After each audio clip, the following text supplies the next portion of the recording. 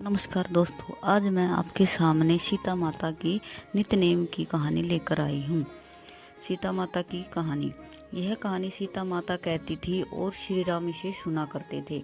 एक दिन श्री राम भगवान को किसी काम के लिए बाहर जाना पड़ गया, तो सीता माता कहने लगी कि भगवान, मेरे तो 12 वर्ष का नित्य-नेम है। अब आप बाहर जाएंगे तो मैं अपनी कहानी किसे सुनाऊंगी। श्री राम ने कहा, तुम कुएं की पाल पर जाकर बैठ जाना और वहाँ जो औरतें पानी भरने आएंगी उन्हें अपनी कहानी सुना देना। सीता माता कुएं की पाल पर जाकर बैठ जाती है। एक स्त्री आई, उसने रेशम की जरी की साड़ी पहने रखी थी और सोने का घड़ा ले रखा था।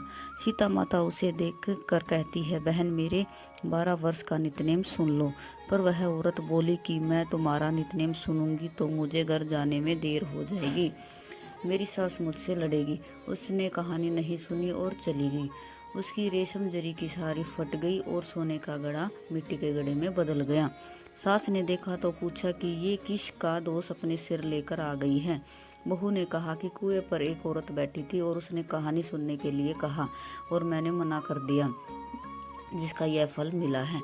बहू की बात सुनकर अगले दिन वही साड़ी और घड़ा लेकर सास कुएं की पाल पर गई और सास को वही माता सीता माता बैठी मिली। तो माता सीता ने कहा कि बहन, मेरी कहानी सुन लीजिए।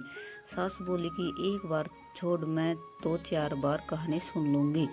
राम आए लक्ष्मण आए, देश के पुजारी आए, नित्य-नेम का नेम लाए, आओ राम बैठो राम, तपी रसोई जियो राम, माखन मिश्री खाओ राम, दूध पतासा पियो राम, सूत के पलका मोटो राम, साल दुसाला पोठो राम, साल दुसाला उडो राम, जब बोलू जब राम ही राम, राम सवारे सबके काम, खाली घर भंडार भरेंगे, सबका बेड़ा पार करेंगे।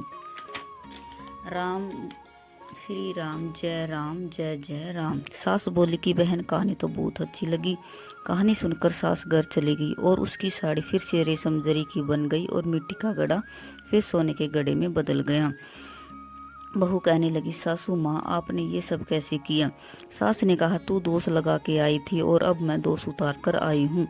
बहू ने फिर पूछा कि वह कुएं वाली स्त्री कौन है? सास बोली कि वह सीता माता थी। वे पुराने से नया कर देती है, खाली घर भंडार भर देती है। वह लक्ष्मी जी का वास घर में कर देती है, आदमी की जो भी इच्छा हो उसे पूरा कर देती है। बहू बोली कि ऐसी कहानी मुझे भी सुना दो। सास बोली कि ठीक है, तुम भी सुन लो। और सास ने कहानी शुरू की। राम आए लक्ष्मण आए, देश के पुजारी आए, नित्य-नेम का नेम लाए, आओ राम बैठो राम, तपी रसोई जियो राम, माखन मिश्री खाओ राम, दूध पतासा पियो राम, सूत के पलका मोटो राम, साल दुसाला पोठो राम, साल दुसाला उडो राम, जब बोलू राम ही राम, राम सवारे सबके काम, खाली भर भंडार भरेंगे, सबका बेड़ा पार करेंगे, श्री राम, जय जय राम। कहानी सुनकर बहू बोली कि कहानी तो बहुत अच्छी है। सास ने कहा कि ठीक है, इस कहानी को रोज कहा करेंगे। अब सास बहू रोज सवेरे उठती, नहाती धोती, पूजा करने के बाद नित्य-नेम की सीता की कहानी कहती। एक दिन उनके घर एक पड़ोसन आई और बोली कि बहन, जरा सी आग देना। तो वह बोली कि आग तो अभी हमने जलाई ही नहीं। पड़ोसन ने कहा कि तुम सुबह 4 बजे से उठकर क्या कर रही हो? फिर उन्होंने कहा कि सुबह उठकर हम पूजा करते हैं, फिर सीता माता के नित्य-नेम की कहानी कहते हैं। पड़ोसन ने उनकी बात सुनकर फिर कहा कि सीता माता की कहानी कहने से तुम्हें क्या मिला? वे बोले कि इनकी कहानी कहने से घर में भंडार भर जाते हैं, सारे काम सिद्ध हो जाते हैं, मन की इच्छा पूरी होती है। पड़ोसन कहते कि बहन, ऐसी कहानी भी तो मुझे भी सुना दो। फिर वह बोले कि ठीक है, तुम भी यह कहानी सुन लो। राम आए लक्ष्मण आए, देश के पुजारी आए, नित्य-नेम का नेम लाए, आओ राम बैठो राम। इस तरह उसने पूरी कहानी सुना दी। सारी कहानी सुनने के बाद पड़ोसन कहने लगी, बहन, कहानी तो मुझे बहुत अच्छी लगी। अब वह पड़ोसन भी नित्य-नेम सीता माता की कहानी कहने लगी। कहानी कहने से सीता माता ने पड़ोसन के भी भंडार भर दिए। अब तो पूरे मोहल्ले में नित्य-नेम की कथा चल पड़ी और हर किसी की मनोकामना पूरी होने लगी। हे सीता माता, जैसे आपने उनके भंडार भरे वैसे ही आप हमारे भी भंडार भरना।